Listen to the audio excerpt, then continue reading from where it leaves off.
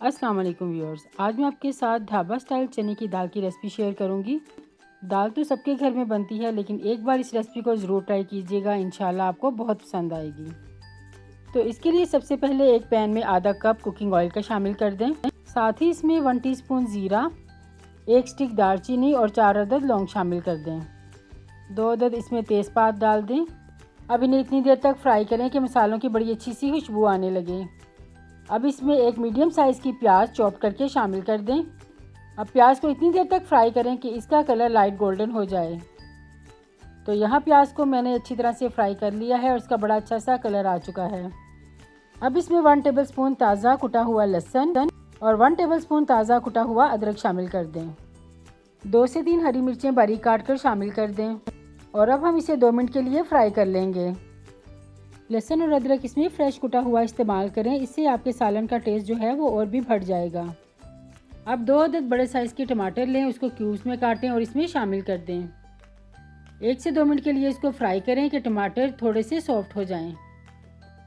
तो यहाँ 2 मिनट के लिए मैंने टमाटरों को अच्छे से फ्राई कर लिया है। तो अब हम इसमें स्पाइसेस ऐड करेंगे।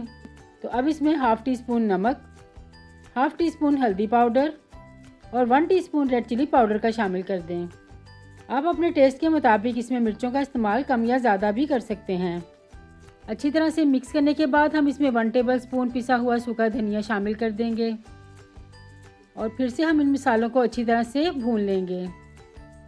तो 2 मिनट के लिए मैं इन मसालों को अच्छी तरह से भून लूँगी और उसके बाद हम इसमें आधा कप पानी का शामिल करेंगे और इसे मैं मिक्स करके कवर करूँगी और इसे 5 मिनट के लिए लो फ्लेम पर कुक कर लूँगी ताकि टमाटर हमारे बड़े अच्छे से सॉफ्ट हो जाएं।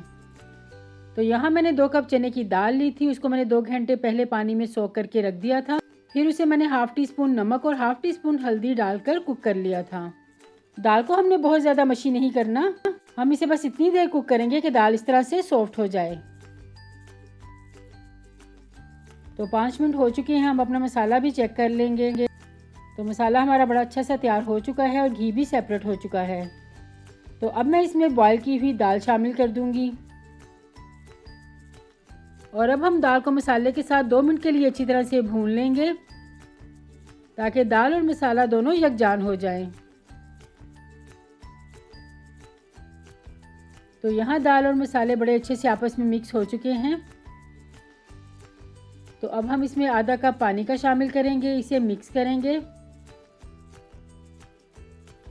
साथ ही इसमें 1 टीस्पून गरम मसाला पाउडर का शामिल कर दें। इसे मिक्स करें और लो फ्लेम पे 5 मिनट के लिए इसको फिर से दम पे रख दें। 5 मिनट के बाद हम इसे चेक कर लेंगे। तो ये बहुत ही मज़े की ढाबा स्टाइल चने की दाल हमारी तैयार हो चुकी है। इसे एक बार मिक्स करें, साइड पे रख दें। अब हम इसका तड़का तैयार करेंगे। इसके लिए एक पैन में 1/4 कप कुकिंग ऑयल का शामिल कर दें। साथ ही इसमें 1 टीस्पून सफ़ेद ज़ीरा और 4 अदद सुरख गोल मिर्च जो है वो शामिल कर दें। इन्हें अच्छे से फ्राई करें कि ज़ीरे की इसमें बड़ी अच्छी सी खुशबू आने लगे। तो जब ज़ीरे की इसमें अच्छे से खुशबू आने लगे तो आप फ्लेम को ऑफ़ कर दें और अब इसमें हाफ़ टी स्पून सुरख मिर्च पाउडर का शामिल कर दें। इसे एक बार मिक्स करें और फ़ौरन से इसको दाल के ऊपर तड़का लगा दें। जब भी आप किसी रेस्टोरेंट में या ढाबे पे दाल खाने जाएं तो तड़का हमेशा इसको सर्व करने से पहले ही लगाया जाता है। बस तड़का लगाते ही हम इसको हल्का सा मिक्स करेंगे। गार्निशिंग के लिए इसके ऊपर थोड़ी सी कटी हुई अदरक और हरे धनिया की पत्तियां डाल दें।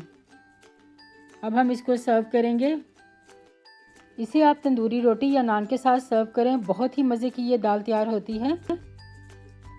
अब आप इसको बनाकर एंजॉय करें। मैं मिलती हूँ आपको किसी नेक्स्ट रेसिपी के साथ, तब तक के लिए अल्लाह हाफिज़।